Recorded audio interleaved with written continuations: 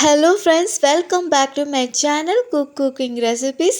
இன்னைக்கு நம்ம பார்க்க போற ரெசிபி ஒரு மீன் குழம்பு எப்படி செய்யறது பத்தி தான் நாம பார்க்க போறோம். நான் இங்க வஞ்சரம் மீன் எடுத்துருக்கேன். இந்த வஞ்சரம் மீன் குழம்பு ரொம்பவே டேஸ்டா இருக்கும். இது பிகினர்ஸ் கூட இந்த மெத்தட்ல பண்ணும்போது ரொம்பவே ஈஸியா வரும். வாங்க இந்த வஞ்சரம் மீன் குழம்பை எப்படி செய்யறது பத்தி இந்த வீடியோல கொஞ்சம் டீட்டெயிலா பார்க்கலாம். வாங்க வீடியோக்குள்ள போலாம். ஒரு மிக்ஸி ஜார் எடுத்திருக்கேன். அதில் சின்ன வெங்காயத்தை ஒரு 10 பல் எடுத்திருக்கேன். அதை இந்த மிக்ஸி ஜாரில் போட்டுக்கலாம். பூண்டு எடுத்திருக்கேன். இதை ஒரு 20 பல் இருக்கும். அதையும் இது கூட சேர்த்துக்கலாம். 1/4 டீஸ்பூன் மிளகு எடுத்திருக்கேன். அதையும் இது கூட சேர்த்துக்கலாம். 1 டேபிள் ஸ்பூன் நான் காஷ்மீரி மிளகாய்த்தூள், அதையும் இது கூட சேர்த்துக்கலாம்.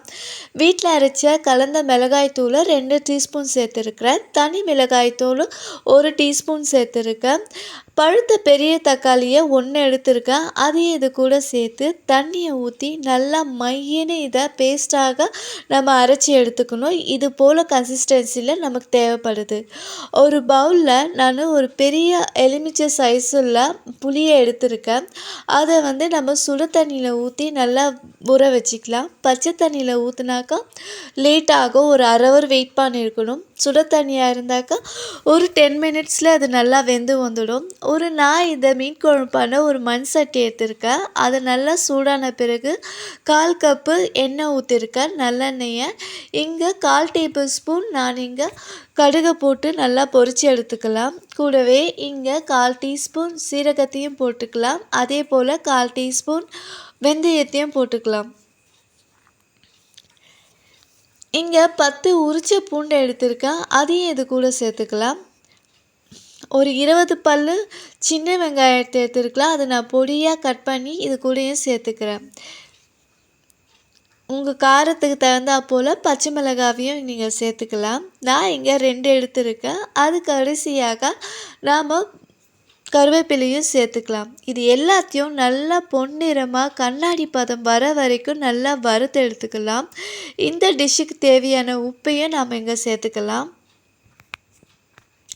இது நல்லா வதக்கிக்கணும். நல்லா வதங்கி வர சமயத்தில் நான் இங்கே கட் பண்ணி வச்சுருக்கிற ஒரு பெரிய தக்காளியும் நான் இந்த ஸ்டேஜில் சேர்த்துக்கிறேன். தக்காளி நல்லா குழஞ்சி வர வரைக்கும் நாம் இதை நல்லா வதக்கி எடுத்துக்கலாம்.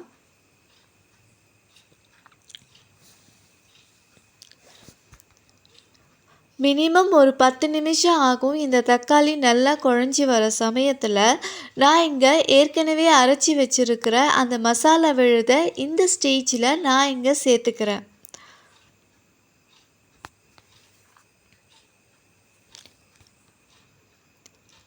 தேவையான அளவு தண்ணியை ஊற்றி நீங்கள் இங்கே இந்த சமயத்தில் இந்த ஸ்டேஜில் இங்கே சேர்த்துக்கலாம். இது கலரிக்கிட்டே இருக்கணும், இல்லைன்னா அடி பிடிக்க நிறைய வாய்ப்பு இருக்குது. உங்களுக்கு குழம்பு எந்த அளவுக்கு வேணுமோ அதற்கு ஏற்றாற்போல் தண்ணியை நீங்கள் ஊற்றிக்கோங்க. ஏற்கனவே நம்ம கரைச்சி வச்ச புளியை இந்த ஸ்டேஜில் நான் சேர்த்துக்கிறேன். உங்களுக்கு எவ்வளோ தண்ணி வேணுமோ அதுக்கு ஏற்றாற்போல் நீங்கள் மீன் குழம்ப கூட்டி வச்சுக்கோங்க. நான் இங்கே 3/4 கிலோ வஞ்சரம் மீன் எடுத்திருக்கேன். அதுக்கு ஏற்றாற்போல் நான் தண்ணியை ஊற்றிருக்கேன். உங்கள் விருப்பப்படி நீங்கள் ஊற்றிக்கோங்க.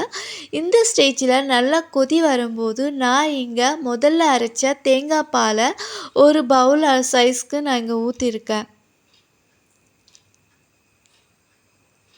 இது நல்லா கலந்துட்டு இது ஒரு மினிமம் ஒரு 10 நிமிஷம் நல்லா கொதிக்க விடுங்க.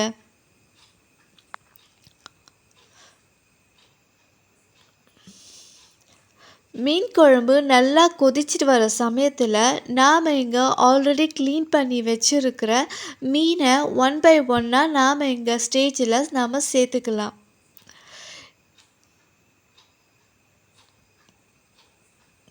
எப்போவுமே மீன் குழம்பு, அதுவும் வஞ்சரம் மீன் குழம்பு பண்ணும்போது மீன் ஃப்ரெஷ்ஷாக இருக்கணும். ஃப்ரெஷ்ஷாக இருந்தாக்கா தான் மீன் உடையாமல் இருக்கும்.